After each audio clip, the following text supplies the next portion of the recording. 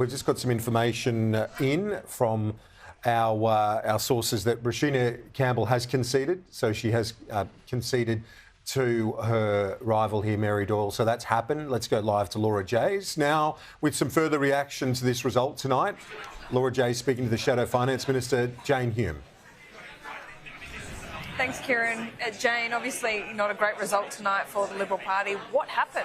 No, that's terribly sad, actually, Laura, just to hear the news that Roshena has conceded to Mary Doyle. It's such a shame because she is such an amazing candidate. You know, she's professional, she's young, she's got young family, she's got a migrant background, she's articulate and she's empathetic. To not have her in the party room, I actually think is a real blow for us. So that's what I'm most sad about tonight.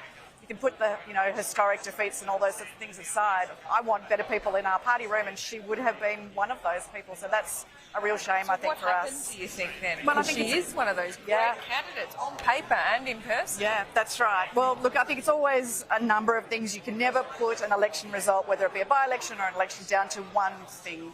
I do think that the government is still in a honeymoon period.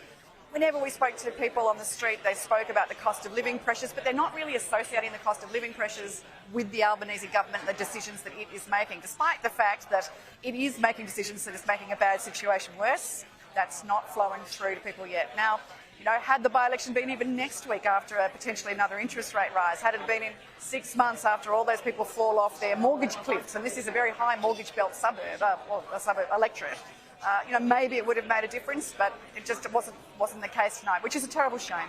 Kieran?